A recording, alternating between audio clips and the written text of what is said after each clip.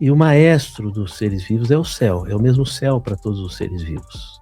E nós temos esse rastreador que é a pineal. A pineal é um rastreador do céu. E o que são os cristais da pineal? O que é um cristal? Ele é um transmutador de energia. E cada pessoa vai ter um padrão. É um padrão no médium de desdobramento. É um padrão diferente no médium que tem dominância de incorporação. E aí você pode ver isso numa tomografia cerebral e associar com o mapeamento cerebral por EEG, e aí você vê a atividade elétrica da pineal. O cristal de apatita, ele regula a captação magnética. Ela é sensível ao movimento astrofísico, por isso que é o órgão cronobiológico.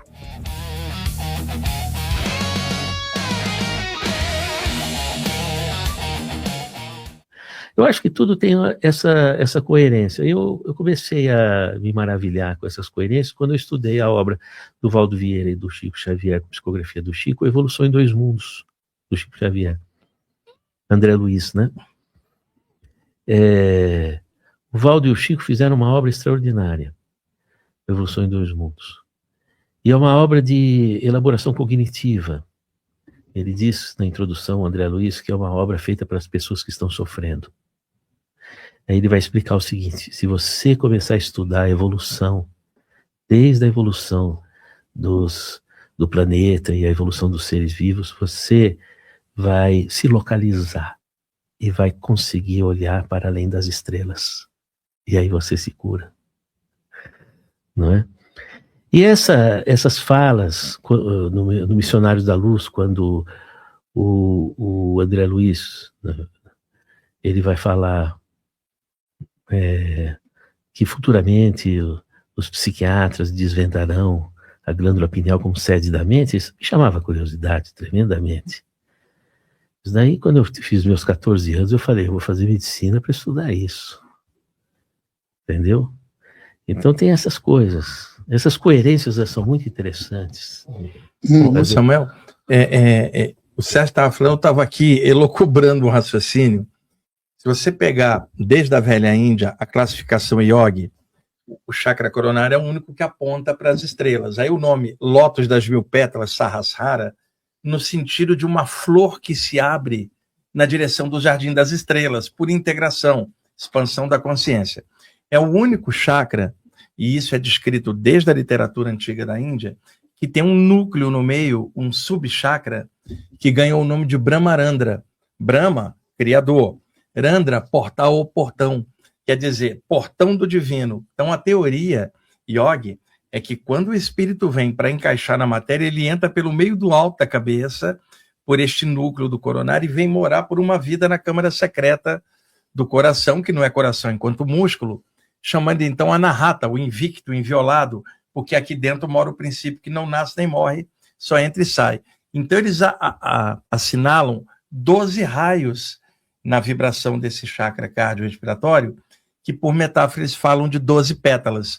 E o chakra coronário, esse núcleo do meio, esse subchakra, tem 12 pétalas em estreita relação com as 12 daqui. Então a conexão do coronário com o cardiorrespiratório, igual o Sérgio estava falando, os yogis, isso que o Sérgio falou anatomicamente, os yogis tinham falado bioenergeticamente, essa mesma relação. Ele estava falando aqui, eu estava aqui, falei, caramba, e isso fecha a informação com o que era passado, e essa informação desse subnúcleo aqui é como uma central dentro de um chakra, o único chakra dos 7 principais que tem isso, por causa da comunicação dessa área com essa aqui, numa espécie de...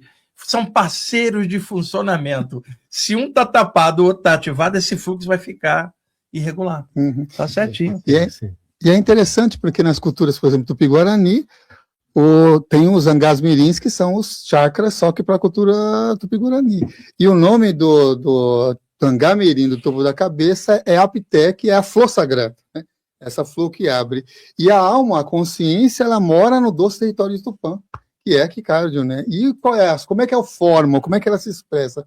Por meio do beija-flor. Então, a alma colibri vem, desce e mora no doce território de Tupã, e com Emborai, o amor, é com o amor, com esse sentimento de homens amáveis, é que faz as asas do beija-flor bater, subir, e aí quando o beija-flor sobe, ele beija a pité, a flor sagrada, aí desenvolve uma becua, sabedoria. Então, culturas diferentes, conexões diferentes, fazendo essas integrações, né, do cardíaco com o coronário, trazendo essas possibilidades do ser humano evoluir, né, evolução em múltiplos mundos, vamos chamar assim, né? Por isso que é legal a gente estar aqui batendo esse papo, né? O Sérgio, com toda essa expertise dele, em todo esse estudo dele, você está dando a parte indígena, eu estou dando a parte yoga e energética, isso dá um combo muito legal, cara, de vários pontos, mas sempre trazendo um equilíbrio no meio. Sim. E o lance todo, que é o que o Sérgio falou, não adianta nada a gente saber tudo isso se não tiver sentimentos legais permeando tudo isso, porque de repente alguém pode ter muito conhecimento acumulado na mente, sem que haja essa circulação da mente com o coração, e a história está repleta de exemplos de gente que caiu para o lado ruim da força.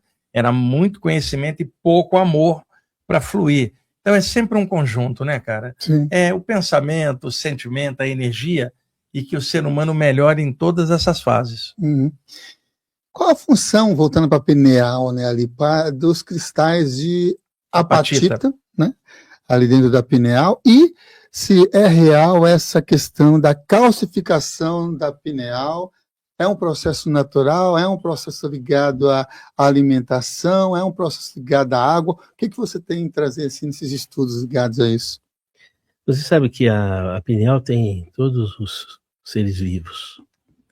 Anatomicamente parecida com o ser humano, ou o ser humano parecido com os animais, mas as plantas, os seres unicelulares, eles têm as vias metabólicas interligadas a uma estrutura que é capaz de fazer rastreamento do céu.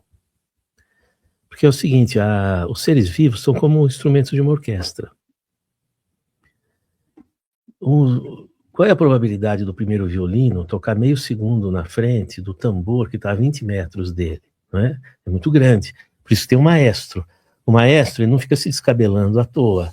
Ele está percebendo que o clarinete vai estar adiantando e que o violoncelo precisa de segurar.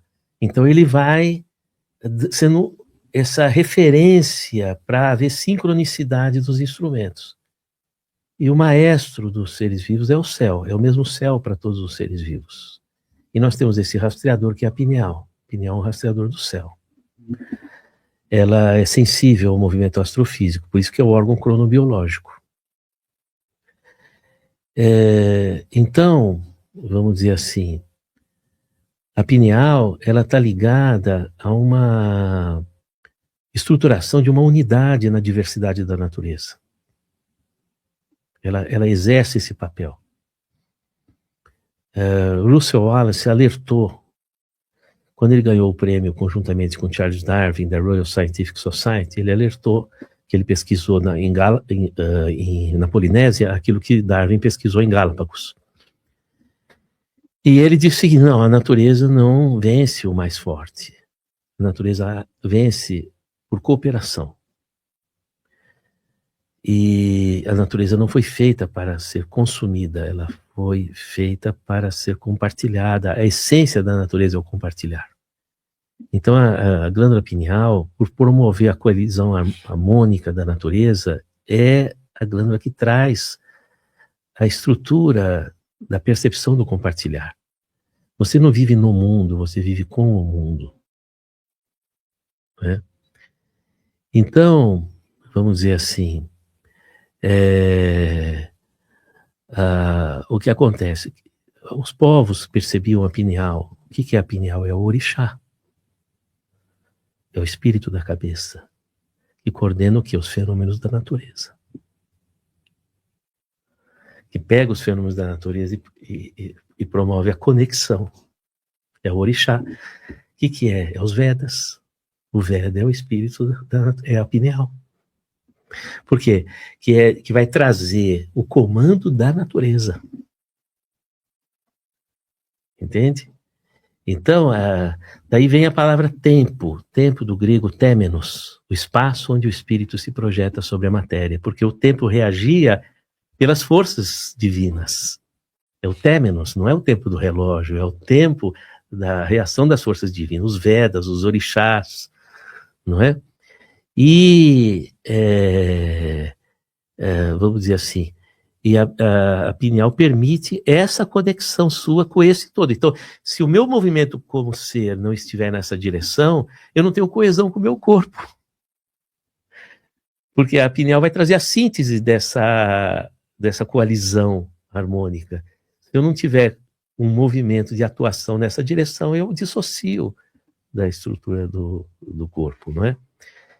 E o que são os cristais da pineal? O que é um cristal? Ele é um transmutador de energia. O cristal de apatita, ele regula a captação magnética.